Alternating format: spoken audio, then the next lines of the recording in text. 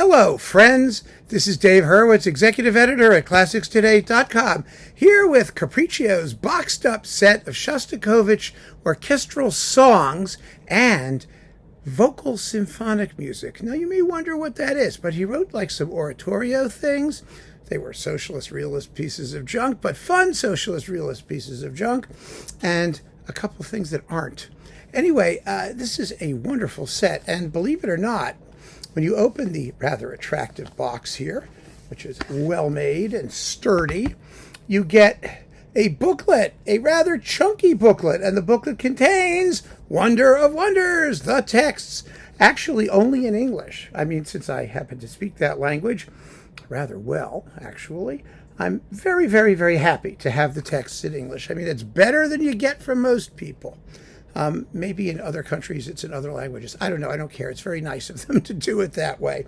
And I'm flattered. So they've got like 4 boxes of Shostakovich stuff here.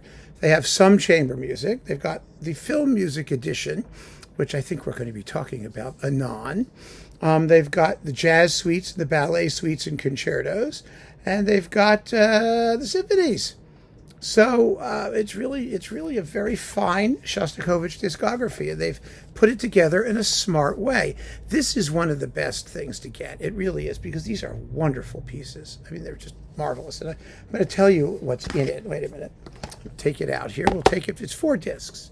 And, you know, the song cycles have been well covered by Deutsche Grammophon, too. Nimi Yarvi conducted a bunch of them, most of them. But these are as well sung as any and well played as any, because they all feature the Cologne Radio Symphony Orchestra and choirs and various people under Michail Jurowski, who was just fantastic in this music. He really was.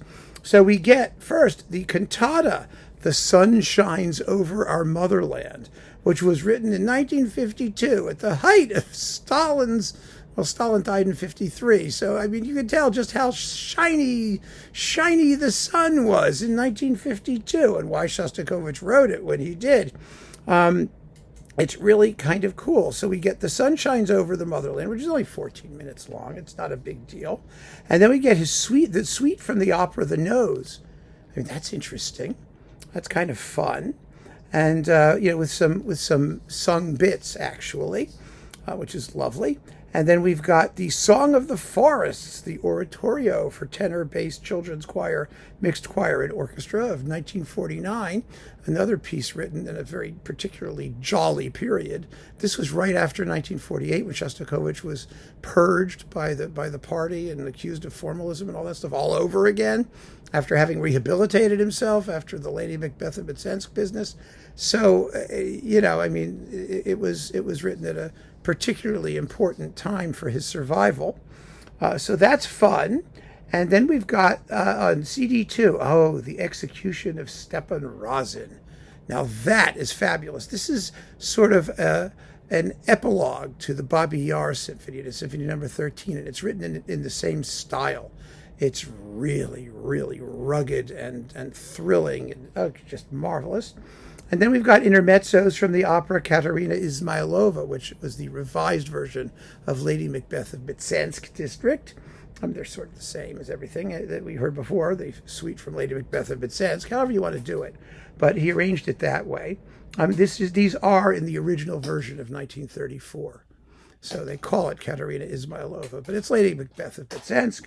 And then 2 fables after Krylov for mezzo-soprano, women's voices, and orchestra. The Cricket and the Ant, and the Ass and the Nightingale. Those are fun. They're 2 little tiny works. They're delicious.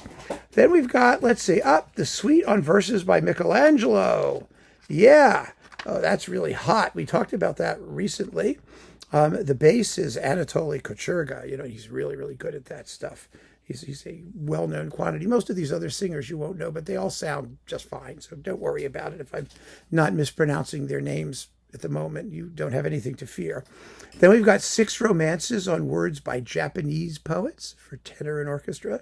3 romances on poems by Pushkin, a very short piece for bass and small orchestra.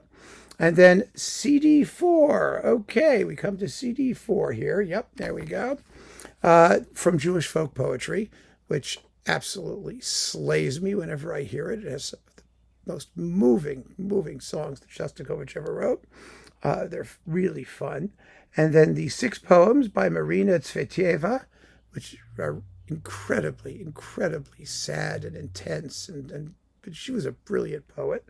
She really was. And the 6 romances on verses by Walter Raleigh, Robert Burns, and Shakespeare for bass and small orchestra. I mean, what a fantastic selection of orchestral songs. I mean, it's a wonderful side, tributary, I call it, to Shostakovich's big legacy of chamber works, major chamber works and symphonies. But these are no less important, no less beautiful, no less affecting. And, because Shostakovich, aside from the socialist, realist big works with chorus, Shostakovich, in writing these song cycles, was allowed to be intimate and perhaps closer to his true self than he permitted himself in some of his other large works. And so, along with the chamber music and whatnot, they're of that style. And they are wonderful, wonderful pieces. And these are super performances on Capriccio. Really, really, really good. So do not neglect the opportunity if you haven't been collecting the series or if you couldn't find individual volumes. I mean, this is very reasonably priced. Just grab it.